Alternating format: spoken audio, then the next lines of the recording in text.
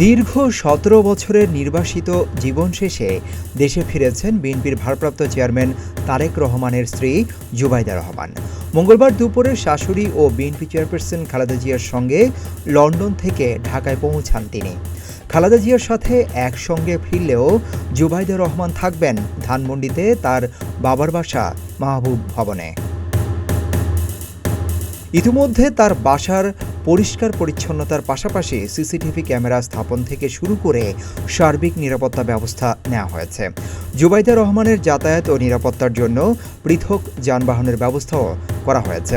দলের ভারপ্রাপ্ত চেয়ারম্যান তারেক রহমান নিরাপত্তার ব্যবস্থা করতে গিয়ে যেন এলাকাবাসীর কোনো ধরনের অসুবিধা না হয় সেই বিষয়ে কঠোরভাবে নির্দেশ দিয়েছেন।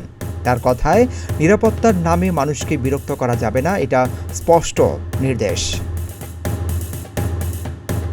বিএনপি চেয়ারপারসনের একান্ত সচিব এবিএম আব্দুস সাত্তার গত ৩০ মে পুলিশের মহাপরিদর্শকের কাছে চিঠি দিয়ে জুবাইদা রহমানের নিরাপত্তা নিয়ে শঙ্কা প্রকাশ করেন।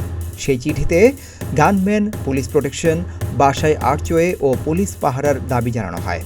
এর পরপরেই পুলিশ ও গোয়েন্দা সংস্থার কয়েকজন কর্মকর্তা মাহবুব ভবন পরিদর্শন করে নিরাপত্তা ব্যবস্থার খুঁটিনাটি পর্যালোচনা করেন।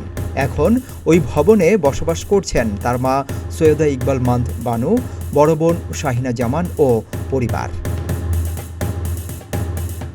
২০০৮ সালের ১১ সেপ্টেম্বর তারেক রহমানের সঙ্গে ঢাকা ছেড়েছিলেন জুবাইদা রহমান।